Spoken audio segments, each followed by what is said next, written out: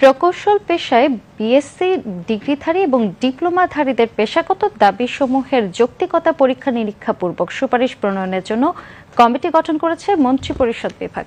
আজ বিদ্যুৎ, জ্বালানি ও খনিজ সম্পদ উপদেষ্টা মোহাম্মদ ফাউজুল কবির খানকে সভাপতি করে ৮ সদস্যের এই কমিটি গঠন করা হয়। কমিটির ১ মাসের মধ্যে সরকারের নিকট প্রতিবেদন পেশ করবে। বিস্তারিত শেখ আলীর প্রতিবেদনে।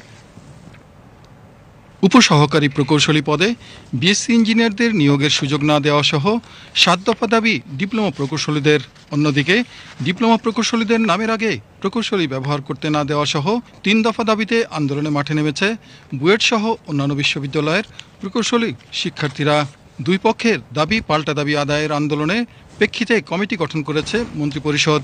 বুধবার বিকালে সচিবালয়ে ডিপ্লোমা ও বিএসসি প্রকৌশলীদের মধ্যে সৃষ্ট জটিলতার বিষয়টি সমাধানযোগ্য বলে মন্তব্য করে জনপ্রশাসন মন্ত্রণালয়ের সিনিয়র সচিব ডক্টর মোহাম্মদ মোখলেসুর রহমান সাংবাদিকদের সঙ্গে আলাপকালে জানান, ইঞ্জিনিয়ারদের প্রস্তাবগুলো ইতিবাচকভাবে দেখছে সরকার। এটা কোনো জটিল সমস্যা না। তারা তাদের মিনিস্ট্রি যে কনসার্ন মিনিস্ট্রি অথবা অধিদপ্তরের মাধ্যমে মিনিস্ট্রির মাধ্যমে এইগুলো যদি আমাদের এখানে পাঠিয়ে দেয়, আমরা এখানে একটা সচিব কমিটি আছে, এর আগে জনপ্রশাসনের আমাদের ওএনএম আছে, যেখানে এগুলো অ্যানালিসিস করা হয়।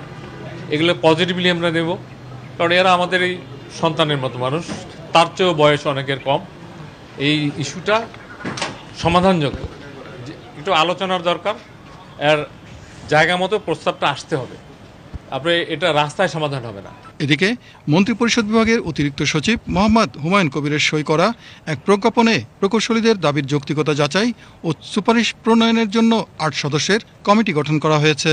কমিটিতে বিদ্যুৎ, জ্বালানি ও খনিজ সম্পদ উপদেষ্টা মোহাম্মদ ফাউজুল কবির খান, শিল্প মন্ত্রণালয় এবং গৃহায়ন ও গণপূর্ত উপদেষ্টা আদিলুর রহমান খান, শিক্ষা মন্ত্রণালয় উপদেষ্টা অধ্যাপক ডক্টর চৌধুরী রকিবুল আবরার, পরিবেশ, বন ও জলবায়ু পরিবর্তন উপদেষ্টা Syeda Rezwana Hasan, institute of engineers বাংলাদেশের সভাপতি প্রকৌশলী Mohammad Rezaul Islam, institute of diploma engineers বাংলাদেশের সভাপতি প্রকৌশলী Mohammad Kabir Hossain, board of accreditation for engineering and technical education বাংলাদেশের চেয়ারম্যান প্রফেসর ডক্টর প্রকৌশলী তানভীর মঞ্জুর এবং জনপ্রশাসন মন্ত্রণালয়ের অতিরিক্ত সচিব কাজী মোহাম্মদ মোজাম্মেল হক। কমিটির সভাপতি হিসেবে দায়িত্বপ্রাপ্ত বিদ্যুৎ, জ্বালানি ও খনিজ সম্পদ মন্ত্রণালয়ের উপদেষ্টা মোহাম্মদ ফাউজুল কবির খান জানান, বিএসসি ডিগ্রিধারী ও ডিপ্লোমাধারীদের পেশাগত দাবিসমূহের যৌক্তিকতা পরীক্ষা নিরীক্ষা পূর্বক সুপারিশ প্রণয়নের কমিটি গঠন করা হয়েছে। গ্র্যাজুয়েট ইঞ্জিনিয়ারদের দাবি আর ডিপ্লোমা ইঞ্জিনিয়ারদের দাবি ভিন্ন। তো আমরা তো হচ্ছে সব পক্ষকে শুনে তারপরে আমরা একটা যেটা ন্যায্য যে সমাধান সেই সমাধান করব। বার্তাটা হচ্ছে যে আপনারা ইয়েতে ফিরে যান, নিজ শিক্ষা প্রতিষ্ঠানে তারা যাতে ফিরে যায়। কারণ আমরা তো দেখতেছি সরকারের উপদেষ্টাদের নিয়ে একটা এবং তাদের প্রতিনিধিদের নিয়েও তো আমরা একটা কমিটি করতেছি। আমরা সবকিছু শুনে একটা সিদ্ধান্ত নিব। Sheikh Ali, BTV news.